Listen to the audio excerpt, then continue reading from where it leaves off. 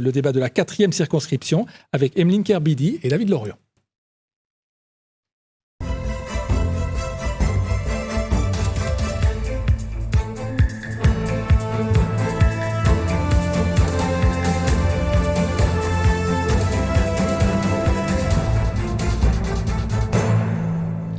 Deuxième débat donc ce soir sur Réunion la Première, le débat de la 4e circonscription à 4 jours maintenant du second tour des élections législatives. Face à face, Emeline Kerbidi. Bonsoir Madame Kerbidi. Bonsoir. Et David Lorion. Bonsoir Monsieur Lorion. Bonsoir. Vous êtes tous les deux arrivés dimanche en tête du premier tour des législatives dans cette 4e circonscription. On rejette un coup d'œil aux résultats avec vous Gaël. Oui, c'est donc Emeline Kerbidi qui est arrivée en tête de ce premier tour dimanche avec 36,11% des voix. David Lorion recueille lui 32,48%. Vous allez avoir tous les deux une demi-heure pour débattre à présent. Mais d'abord, on fait les présentations avec vous Gaël. Emeline Kerbidi a 35 ans, elle est avocate au barreau de Saint-Pierre après avoir exercé à Saint-Denis, brillamment diplômée en droit à l'Université de La Réunion. Elle a suivi sa formation d'avocate à Paris avant de revenir sur son île. Patrick Le Breton l'emmène à la politique en la faisant figurer sur sa liste au municipal en 2020 à Saint-Joseph. Élue, elle est devenue 6e adjointe en charge de l'aménagement et des ressources humaines. Elle a été choisie par la majorité régionale, dont Patrick Le Breton est le premier vice-président, pour être la candidate de l'Union de la gauche dans cette 4e circonscription. Et face à elle, donc, David Lorion, le député sortant. David Lorion, 57 ans, enseignant-chercheur à l'Université de La Réunion, géographe, militant du RPR depuis presque 30 ans. Il sera conseiller municipal dans l'équipe de Michel Fontaine à Saint-Pierre pendant presque 20 ans. Il y a supervisé la rénovation urbaine d'une partie de la ville avant de devenir premier adjoint jusqu'à son élection au siège de député de la circonscription en 2017 sous les couleurs du parti Les Républicains. Il lâche alors également son mandat de vice-président du conseil régional qu'il occupait depuis 2010 dans la majorité de Didier Robert.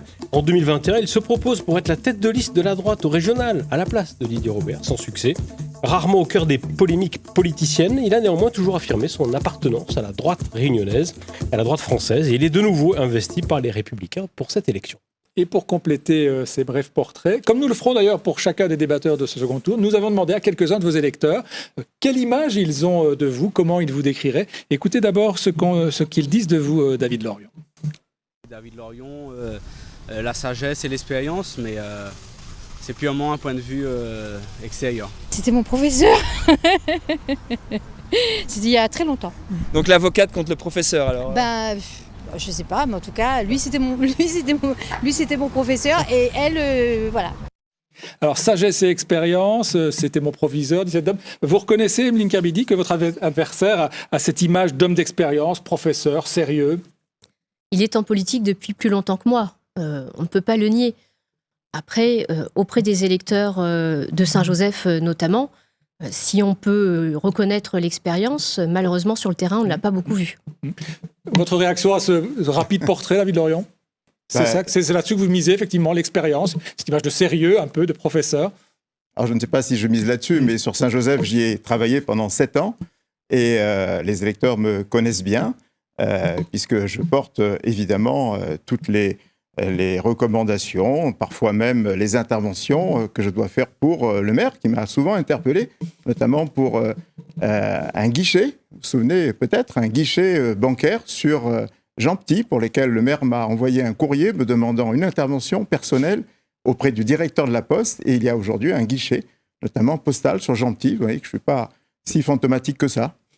Alors, à votre tour, Emeline Kerbidi, on écoute quelques mots de vous, sur vous, de vos électeurs. C'est l'avocate, non? C'est ça? Voilà. Voilà, on me dit ça, je dis ah oui, on dirait que c'est l'avocate qui travaille sur Saint-Joseph, voilà. C'est une créole de la cour, c'est une fille de la cour, quoi. C'est quelqu'un du coin, de Saint-Joseph, qu'on apprécie beaucoup, quoi. Quelques mots très courts, parce que figurez-vous, les électeurs ont un peu hésité à parler et à parler de vous. Ça vous plaît, ce petit portrait, avocate, créole de la cour, quelqu'un du coin?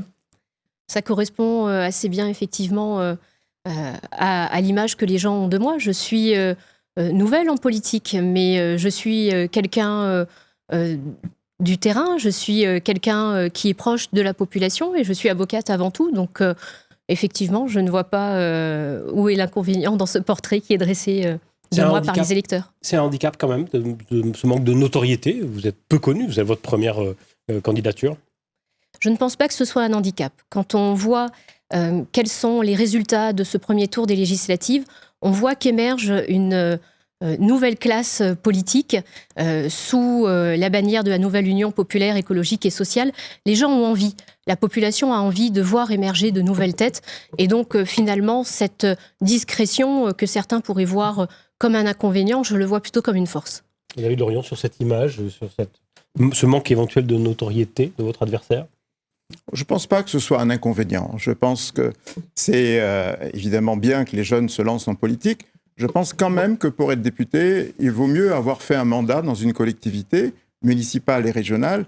Ça permet quand même de comprendre un peu mieux les débats politiques à l'Assemblée nationale.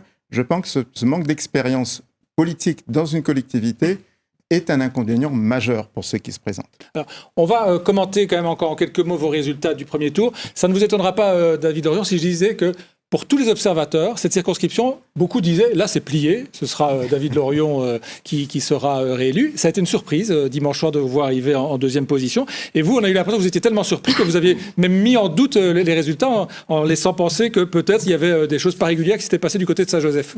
C'est toujours votre opinion aujourd'hui ? Non, je n'ai jamais mis de doute sur de tricherie ou quelconque malversation que ce soit. J'ai mis simplement, j'ai fait appel au préfet 3 fois pendant cette élection parce qu'il y avait un certain nombre d'anomalies que j'ai pu faire constater au préfet qui sont observables par tout le monde. Pendant le premier tour et au moment de l'élection, il y avait par exemple des affichages qui étaient très abondants sur les mêmes panneaux. Il y avait certains tableaux d'affichage, par exemple, sur lesquels mon nom ne figurait pas dans certains bureaux. Alors lorsqu'on a pris la photo, on a dit que c'était une erreur.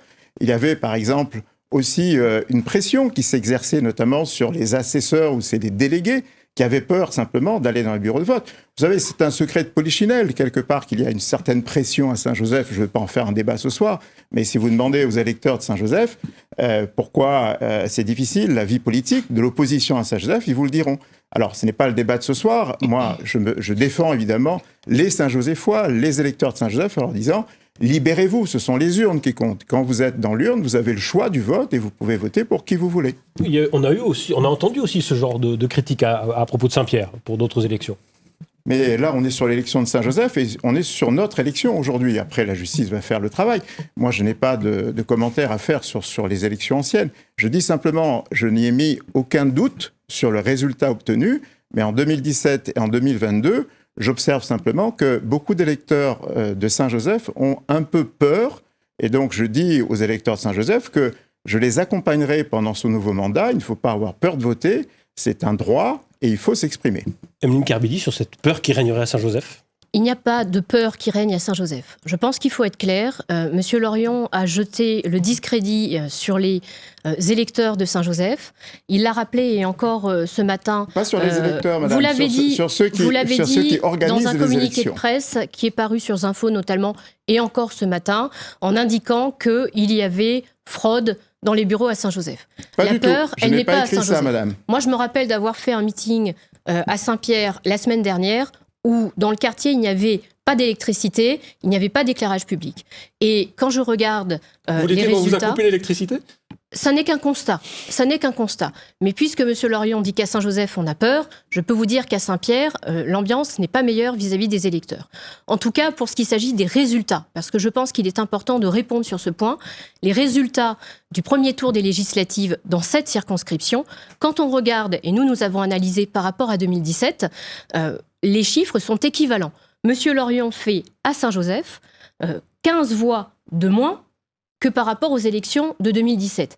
Vous n'avez perdu que 15 voix, Monsieur Lorion. Mais quand je vois votre réaction, qu'il y a eu tricherie. Après ce premier tour, j'ai l'impression que vous avez aussi perdu votre fair play.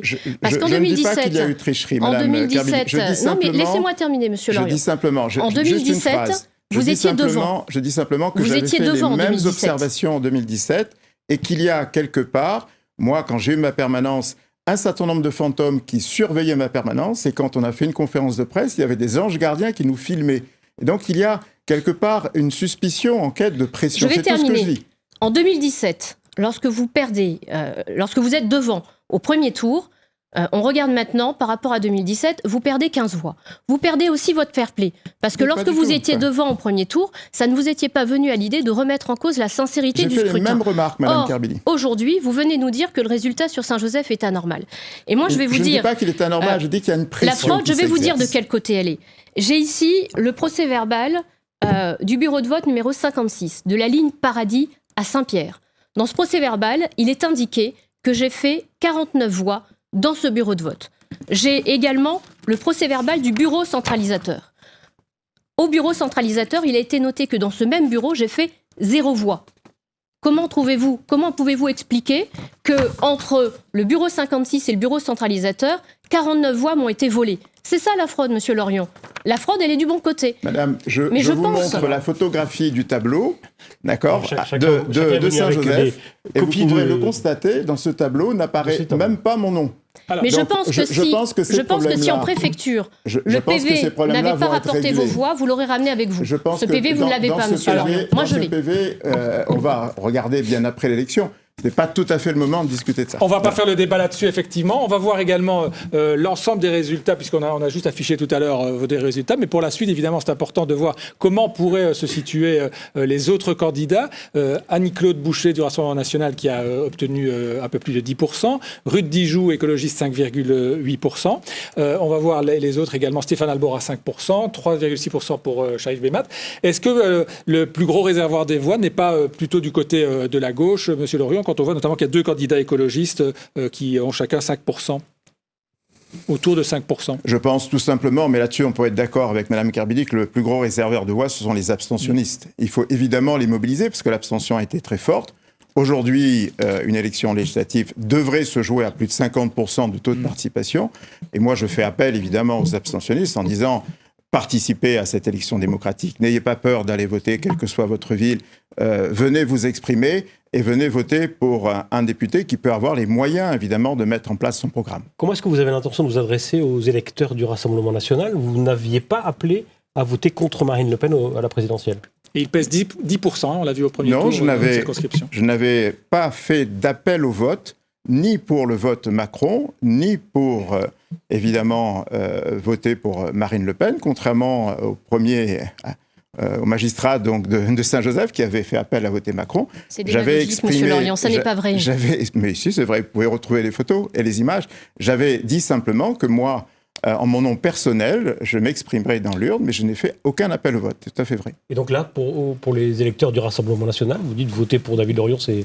Je leur dis simplement d'un vote de droite ou... Je leur dis simplement que s'ils veulent avoir la possibilité de mettre en place un programme et de faire passer des idées, il faut pouvoir le faire avec un député qui va permettre parfois à une majorité de s'exprimer, surtout si on a la chance que la majorité présidentielle ne soit pas une majorité.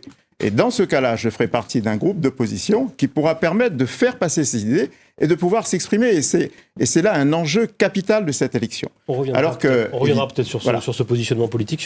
Sur le report de voix, Emeline Kerbili, comment est-ce que vous allez vous convaincre et les abstentionnistes et ceux qui, par exemple, ont voté pour le Rassemblement national d'un côté et les écologistes de l'autre? Alors je pense qu'il est essentiel, effectivement, d'aller parler aux abstentionnistes qui sont des déçus de la politique d'Emmanuel Macron, et je pense que ces déçus, on les retrouve aussi du côté aujourd'hui du Front National. Certains ont trouvé cette voie pour exprimer leur mécontentement, et moi, je veux leur dire que s'ils sont déçus, c'est parce que pendant 5 ans, Emmanuel Macron n'a pas été capable de vaincre le désamour des Français pour les urnes. Il faut aujourd'hui faire barrage à Emmanuel Macron. Et Monsieur Lorion, je tiens à vous le dire, vous dites que c'est Patrick Le Breton qui a appelé à voter pour Emmanuel Macron. Tout à fait. Il a appelé à voter contre Marine Le Pen. Et je pense que les mots ont un sens, mais effectivement, on peut regarder de votre côté. De votre côté, qui sont vos soutiens? Vos soutiens sont Serge Hoareau, maire de Petite-Île, qui a créé un comité de soutien à Emmanuel Macron pendant les présidentielles. Votre autre principal soutien, c'est Michel Fontaine, maire de Saint-Pierre. Il n'a même pas donné son parrainage à Valérie Pécresse lors des élections présidentielles. Et un certain nombre de ses adjoints, aujourd'hui, soutiennent et Emmanuel Macron ou Édouard Philippe. On doit regarder plutôt de votre côté si on veut parler de la Macronie. Je ne parle même pas de votre affiche qui ne reprend pas le logo du parti pour lequel vous êtes investi. Et quand je regarde votre slogan, vous m'excuserez du peu, monsieur Lorion, mais ensemble et ensemble, vous êtes un macroniste réunionnais. Et vous dites aujourd'hui le contraire de ce que vous dites sur d'autres médias.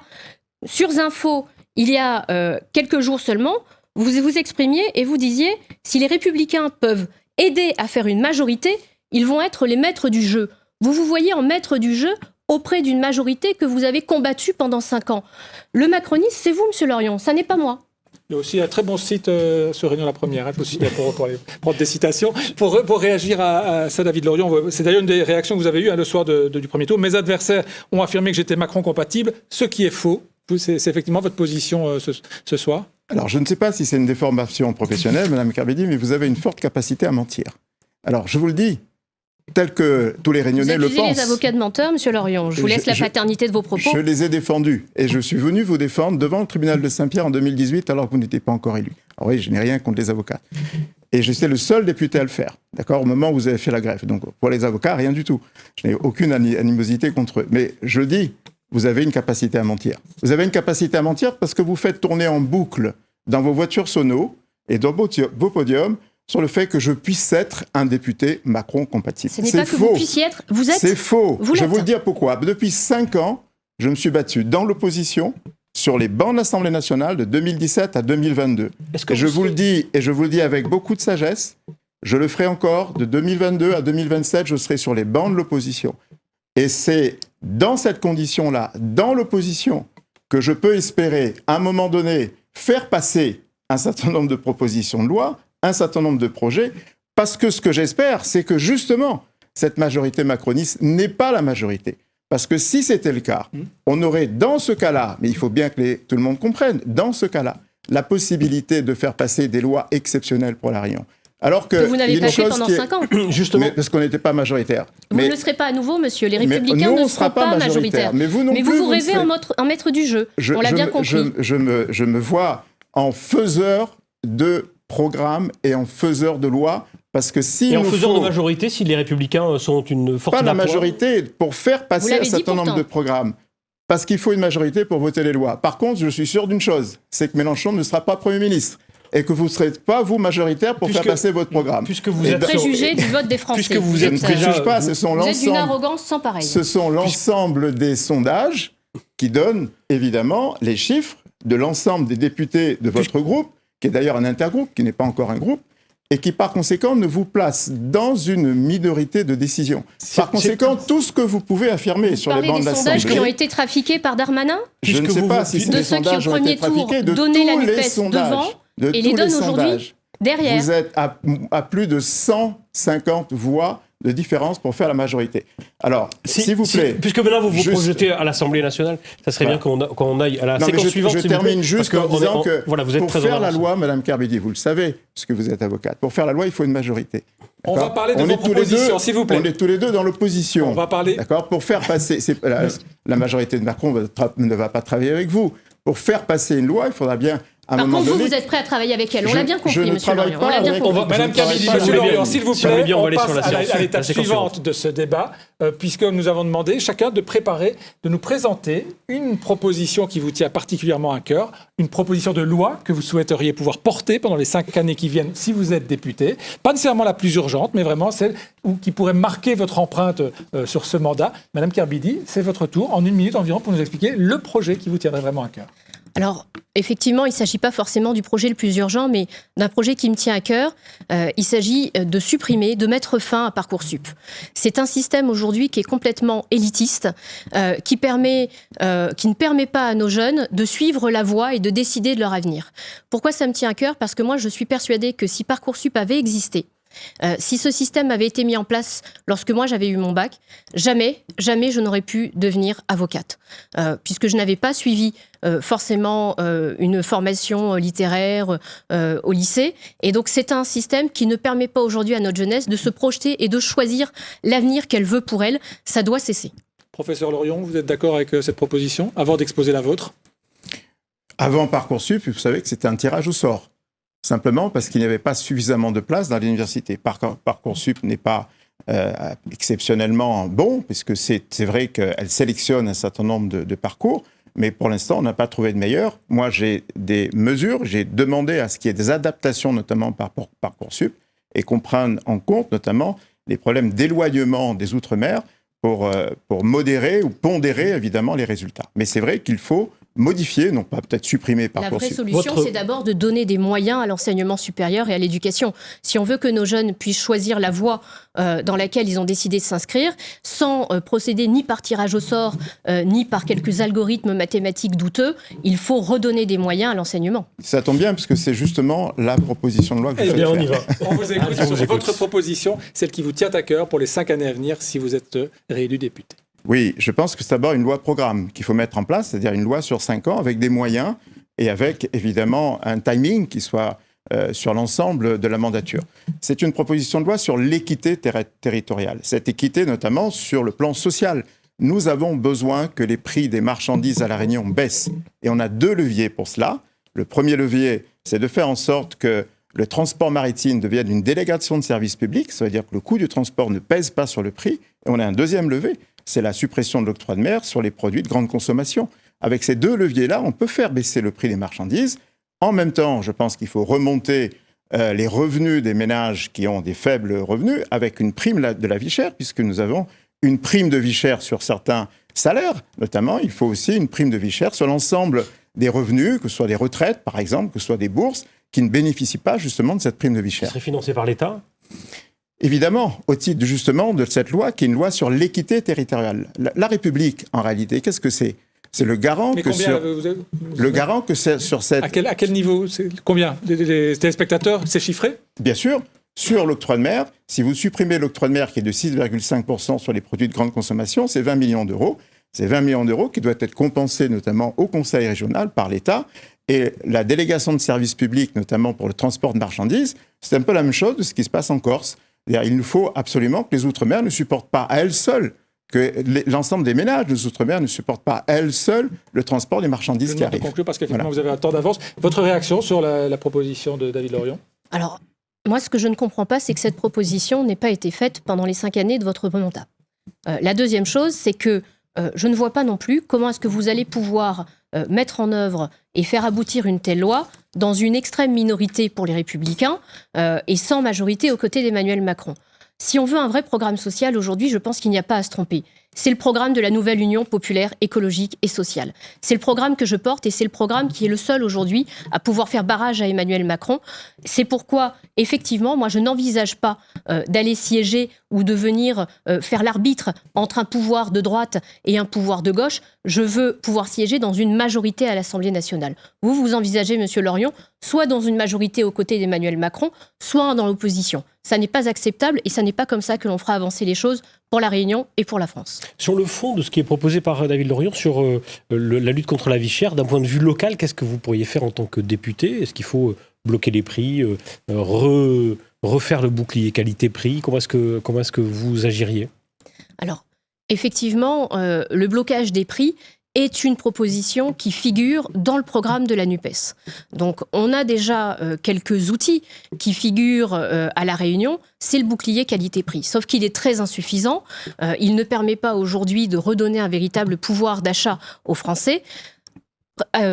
Agir sur le pouvoir d'achat, c'est bien évidemment agir sur les prix, mais c'est aussi agir sur les revenus. Et dans le programme de la nouvelle Union populaire, vous avez cette action sur les revenus, avec notamment une revalorisation du SMIC à 1 500 €, avec une revalorisation des retraites et avec une véritable allocation d'autonomie pour les jeunes. Ça n'est que comme ça que l'on pourra parvenir à redonner du pouvoir d'achat aux Français et à lutter contre la précarisation des ménages. Est-ce que sur ce sujet-là, il pourrait y avoir des spécificités réunionnaises ? Est-ce qu'il y a une particularité à La Réunion, sur la vie chère, sur laquelle vous pourriez agir ? Nous sommes l'un des départements les plus pauvres de France. Quand on regarde, par exemple, les retraites, la moitié de nos retraités vivent en dessous du seuil de pauvreté. Il doit effectivement y avoir des mesures urgentes à La Réunion et je pense que avant d'agir, il faut d'abord avoir une vision très précise, notamment de la formation des prix. On pourrait tout à fait confier à l'autorité de la concurrence une mission d'analyse des marges à La Réunion, puisque l'on sait que 93% de ce que l'on consomme à La Réunion vient de l'extérieur, est importé. Donc, on sait que les prix également sont beaucoup plus élevés qu'en métropole. On doit savoir précisément qui dans la chaîne d'importation, fait les plus grosses marges pour pouvoir agir là-dessus. C'est le blocage des prix, c'est agir pour que ça ne soit pas toujours les plus grosses entreprises, les plus gros importateurs qui se fassent un maximum d'argent sur le portefeuille des Réunionnais qui, eux, sont complètement exsangues dans une société où l'inflation ne cesse d'augmenter. David Lorion, on entend beaucoup en ce moment au niveau national un débat sur les propositions de... On voit que le clan de Mélenchon a pris une place importante dans le débat de l'entre-deux tours et on entend le discours de dire ce sont des propositions extrémistes. On met même sur le même pied les extrêmes gauche et extrêmes droite. Et à votre avis, effectivement, attention, danger si ce sont les propositions de M. Mélenchon qui arrivent au pouvoir? Le contrôle, en fait, des prix, le blocage des prix, l'interdiction de faire du commerce, on n'est pas tout à fait dans le même régime économique. D'accord ? C'est le régime en fait communiste, le régime d'extrême gauche. Moi, je vous dis juste une chose. Pour vous, Mme Kerbilly est d'extrême gauche ? Pour vous, Mme Kerbilly est d'extrême gauche ? Elle est simplement NUPES, qui est un parti qui n'a aucune colonne vertébrale, sur lequel il y a 750 propositions, à peu près tous mais qui est quand même arrivé en tête, un regroupement, un qui est panier arrivé de en tête lors du premier tour des élections législatives. Je vous montre juste ce tableau pour que vous appréciez les propositions de loi que j'ai écrites. David Lorion 5, Patrick Le Breton 0. Semaine d'activité, 99, Patrick Le Breton, 49. Patrick Le Breton qui était... Monsieur Lorion, ça n'est pas Patrick Le Breton qui est sur ce plateau, c'est Evelyne Kerbilly. Vous me proposez de comparer mon travail avec mon prédécesseur.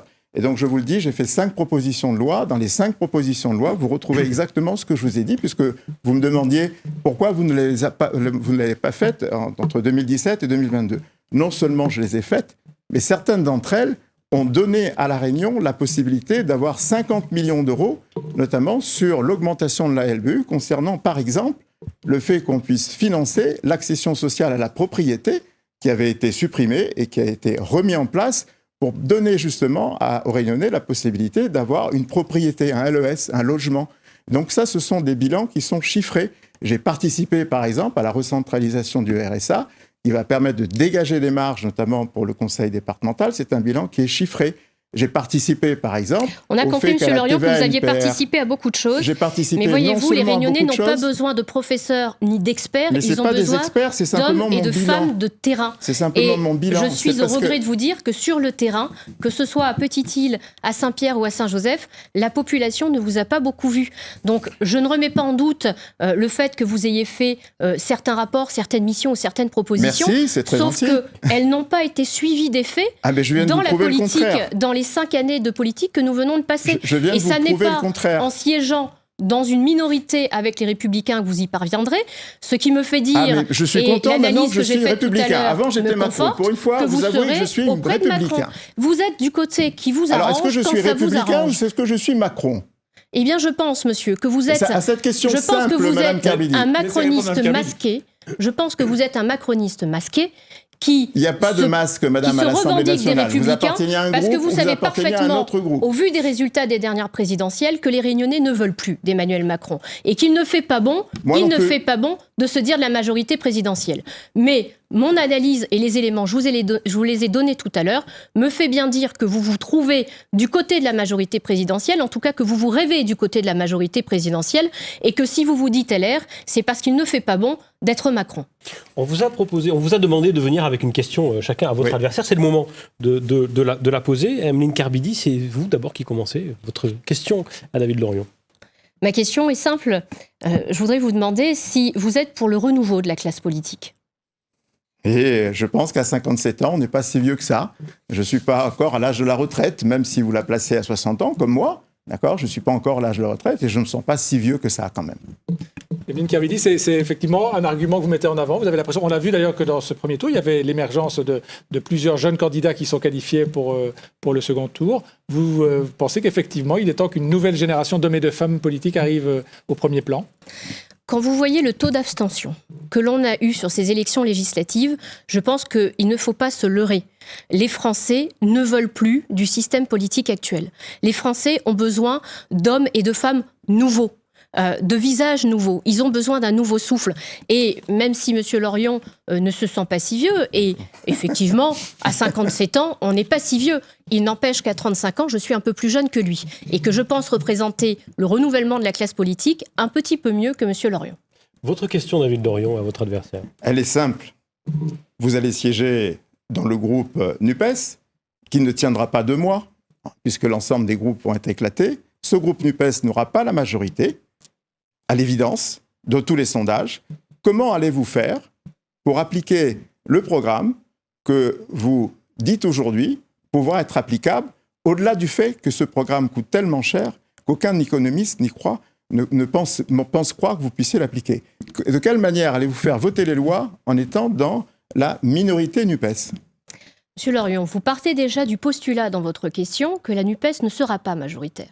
Or, je vous rappelle que dimanche soir, au sortir des élections, la NUPES était devant. C'est par quelques tripatouillages électoraux avec les chiffres qu'elle est repassée derrière, puisqu'on a enlevé les candidats NUPES des Outre-mer, des chiffres. Toutes les projections de sièges, Mme Kerbidi, montrent que possiblement, c'est plutôt le clan Macron qui aurait la majorité. Vous continuez à penser qu'il est possible d'avoir une majorité et d'avoir Jean-Luc Mélenchon Premier ministre ? Bien sûr, je le pense. Et on fait aujourd'hui des projections de sièges.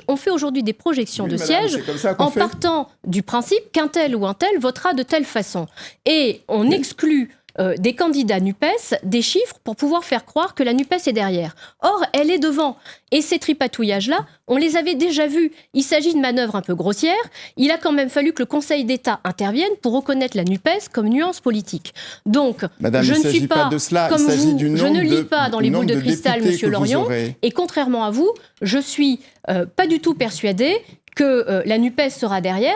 Moi, je pense qu'à l'Assemblée nationale, la NUPES a toutes les chances d'être devant et son programme, il est parfaitement réalisable. Il y a 170 économistes qui se sont positionnés pour défendre le programme de la NUPES. Et les moyens financiers, ils existent, on peut aller les trouver. Il y a par exemple le rétablissement de l'impôt sur la fortune qu'Emmanuel Macron a donné en cadeau aux riches en supprimant. On pourrait également envisager, et c'est dans le programme de la NUPES, d'aller créer un impôt universel pour pouvoir taxer ces multinationales qui viennent en France faire des bénéfices mais ne payent pas 1 euro d'impôt. On a 100 milliards qui partent chaque année avec l'évasion fiscale et la fraude fiscale qu'il faut aller chercher. Mais ça, il faut redonner les moyens à l'administration fiscale comme à l'ensemble des différents corps de la fonction publique. Les moyens existent, le programme est viable. Ce qui laisse croire que ce programme n'est pas viable sont les mêmes qui défendent le néolibéralisme. Et quand on regarde un petit peu l'histoire, mais c'est pas à vous que je ferai des cours d'histoire, bien évidemment, les grandes réformes sociales en France ont été menées par des partis de gauche. C'est au sortir de la guerre, alors que la France était au plus bas, que l'on a pu mettre en œuvre des mesures telles que la sécurité sociale universelle. Donc on agite toujours le drapeau financier pour dire que ça n'est pas réalisable, alors que c'est parfaitement réalisable. Les gens doivent y croire. Il y a un nouveau monde à construire, et ça n'est pas en laissant croire qu'il n'y a pas les moyens que vous parviendrez à faire en sorte que la NUPES soit derrière. Sur la politique nationale, justement, que vous seriez éventuellement amené à défendre dans votre groupe, puisque vous dites que vous siégerez avec les Républicains, j'ai lu, je crois, sur votre site, sur votre page Facebook, peut-être que vous étiez contre la retraite à 67 ans. Ah oui, contre la retraite à 67 ans, oui. Et à quel âge donc la retraite ? À 60 ans. Donc vous êtes pour un retour à l'âge légal de départ à la retraite de 60 ans. Je vais vous le dire de manière très simple. La retraite à 60 ans... Donc là, vous êtes en accord avec la NUPES ? Eh bien oui, il y a plein de sujets sur lesquels nous sommes en accord, heureusement. Et en désaccord avec votre parti ? Et en désaccord, pas tout à fait avec mon parti, mais je vais vous l'expliquer. La retraite à 60 ans, c'est lorsque ce sont des métiers qui ne permettent pas, évidemment, d'aller au-delà de 60 ans. Vous avez des métiers d'agriculteur, de chauffeur, de maçon. L'âge légal de départ, pour tout le monde, il serait à combien ? 60 ans pour tous ces métiers, qui sont des métiers difficiles et qui sont des métiers sur lesquels, sur le plan physique, ce sont des exceptions, mais l'âge vous ne pouvez pas. Ce n'est pas des exceptions, c'est la retraite à 60 ans pour tous les métiers difficiles. Ensuite, pour tous les métiers qui ne sont pas des métiers difficiles. Avocate, professeur, qu'est-ce qui m'empêcherait, Madame Kerbidi, qu'est-ce qui vous empêchera, lorsque vous aurez 61 ou 62 ans, d'exercer votre profession ? Sincèrement, est-ce que vous pensez que ce n'est pas de la solidarité nationale que lorsque vous avez encore les forces physiques et intellectuelles pour exercer votre profession, lorsque vous êtes médecin, avocat ou professeur, d'aller à 62 ans ? Moi, je pense que l'âge de la retraite doit être à 62 ans pour tous ceux dont le physique et le moral peuvent aller jusqu'à 62 ans, et à 60 ans, lorsque les métiers physiques sont trop difficiles. C'est ma position, et c'est celle que je défendrai. Par contre, je défendrai autre chose qui est très important, sur le fait que les pensions de retraite puissent être les plus élevées possibles. Justement, parce que c'est de là qu'il s'agit. Cette solidarité, elle doit s'exercer dans le cadre quelles sont les pensions de retraite à verser. Moi, je défendrai une pension de retraite qui est légale du SMIC, c'est-à-dire aujourd'hui à 1 304 € pour que les retraités soient au moins légales des SMICards.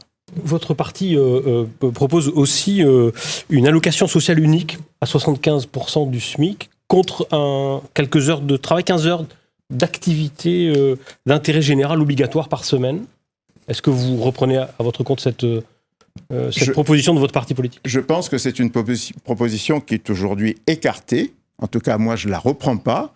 Les RSA ont droit à un revenu solidaire d'activité. Donc là encore, vous n'êtes pas tout à fait d'accord avec votre parti politique ? Non, sur plusieurs points. J'ai voté, par exemple, sur le projet de loi climat et résilience contre mon parti. J'étais le seul dans mon groupe politique à voter ce projet, par exemple, parce que je le trouvais bon. Certains projets, notamment, qui se trouvent dans le programme de la NUPES, je le voterai évidemment volontiers. La retraite à 60 ans, je la voterai volontiers. Par contre, d'autres, lorsque dans la NUPES, vous proposez par exemple l'arrêt des combats de coqs, vous aurez du mal à faire accepter ça à La Réunion, alors que c'est dans votre projet. Vous voyez que dans votre projet, vous avez aussi quelquefois des choses qui ne passent pas, notamment localement. Eh bien, c'est ce qu'on appelle l'adaptation législative qu'on doit faire à La Réunion. Une réponse sur les batailles coqs ? Je pense qu'à La Réunion, on est en mesure de faire valoir quelques spécificités. Eh bien oui. Je l'ai déjà dit, il faut, à mon sens, abroger l'amendement Virapoulet et pouvoir faire valoir notre identité. Mais quand j'entends M. Lorion parler, lui ne va pas sur quelques spécificités. Si. Le revenu des personnes bénéficiaires du RSA ou la retraite, ça ne sont pas des sujets spécifiques à La Réunion. Ce sont des sujets nationaux. Et j'entends aujourd'hui que M. Lorion est dans l'opposition de l'opposition. Il est dans un parti qui aujourd'hui représente l'opposition à Emmanuel Macron et demain l'opposition à la NUPES, et il voudrait nous faire croire que dans ce parti, il est encore minoritaire. Comment faire passer des lois quand on n'est même pas en accord avec le parti qu'on est censé défendre ? Et juste sur les batailles coqs ? Sur les batailles coqs, je pense que ça fait partie de notre histoire. Ça fait partie de notre histoire. Maintenant, entre identité et évolution, on doit pouvoir arbitrer. C'est un sujet qui sera débattu à l'Assemblée nationale et il appartiendra à l'ensemble des députés de se prononcer. Nous allons demander à chacun de préparer une photo qui vous tient à cœur, qui résume bien ou illustre bien, ou est symbolique de votre circonscription. David Lorion, je vous propose... Non, on commence avec Emeline Kerbidi, pardon. Votre photo, Emeline Kerbidi. On va la voir, elle s'affiche. Vous nous expliquez pourquoi vous avez choisi cette photo. Vous nous la décrivez peut-être aussi pour nos auditeurs. Alors, c'est une photo qui a été prise par un ami, une photo d'un paysage qui est un paysage de l'ensemble de notre circonscription, puisque l'on voit au premier plan Saint-Joseph, puis Petite-Île, et on voit au loin Saint-Pierre. C'est une photo que j'aime bien, puisqu'elle représente la diversité et la beauté de nos paysages, la diversité également de nos enjeux sur la 4e circonscription, puisqu'on a un territoire que l'on voit très vert, donc la ruralité. On voit également la mer, ce qui peut faire penser pour certains au tourisme et à l'économie. Et puis, on y voit également des îlots urbanisés, et donc qui représentent le développement. C'est une belle photo, et je remercie l'ami qui me l'a fourni, il se reconnaîtra. Votre photo, David Lorion, à présent. Elle va s'afficher dans un instant. Et voilà, vous pouvez la commenter. Alors, on a l'impression que vous avez zoomé dans la photo de Mme Kerbidi. Je ne sais pas. Ce qui est amusant, c'est que justement, c'est une photo prise dans l'autre sens. Où on voit Saint-Pierre vers Saint-Joseph. Et donc, vous voyez en fait au premier plan essentiellement le campus universitaire et technologique, notamment du Sud, où vous avez l'école d'ingénieurs, vous avez les IUT, vous avez la faculté de médecine, vous avez le CHU. Tout ça, c'est une construction. Tout ça, c'est un peu ma vie. C'est ce que j'ai donné du temps depuis 20 ans à faire en sorte que sur le Sud, on est une université technologique et professionnelle, on est une faculté de médecine sur laquelle les jeunes puissent travailler, devenir demain médecins, notamment de Saint-Pierre, mais aussi médecins de La Réunion. Je voudrais saluer l'ensemble des gens qui travaillent au CHU, pour lesquels les 2 dernières années ont été particulièrement difficiles. J'ai été très souvent présent devant le CHU, en essayant de faire en sorte que le service de santé de proximité, qu'il soit à Saint-Joseph, notamment dans l'hôpital, sur lequel je me battrai encore dans le prochain mandat pour faire en sorte qu'il y ait plus de services, notamment à Saint-Joseph. Je me battrai notamment pour qu'on garde au sein du CHU tous les services de proximité pour la santé des Réunionnais. Nous arrivons au terme de ce débat. Vous allez avoir à présent 1 minute pour conclure. Et le tirage au sort a établi que c'était vous qui commenciez, Mme Kerbidi. Chers habitants de Saint-Pierre, chers habitants de Petite-Île, chers habitants de Saint-Joseph, je tiens à vous remercier sincèrement de m'avoir placé en tête du premier tour des élections législatives. Il reste encore à travailler. J'en appelle à tous ceux qui se sont abstenus au premier tour, à tous ceux qui ont porté leur voix sur un autre candidat. Je veux vous dire que vous avez le pouvoir de provoquer le changement. Votre bulletin de vote est votre vraie force. Il y a la possibilité de créer un nouveau monde. Ce nouveau monde, je le veux fondé sur la justice sociale, sur le progrès écologique, sur le renforcement de notre démocratie. Mes chers habitants, je compte sur vous le 19 juin pour vous déplacer en nombre et faire triompher la nouvelle Union populaire. Merci Mme Kerbidi. Monsieur Lorion, c'est à votre tour. Bien, je vous remercie. Je pense que Mme Kerbidi a raison sur certains points. Il faut faire triompher notamment cette justice, il faut faire triompher l'environnement, il faut faire en sorte que nous puissions obtenir un certain nombre d'avancées sociales, environnementales, économiques pour La Réunion. Mais pour que nous puissions vraiment l'obtenir, pour que ce que nous écrivons dans nos programmes puisse avoir une réalité pour les Réunionnais, il faut encore que ce soit une majorité de députés qui le votent, Mme Kerbidi. Et ça, c'est une donnée fondamentale de l'Assemblée nationale. Si vous n'avez pas des députés qui votent, vous n'avez pas de loi, vous n'avez pas d'amendement.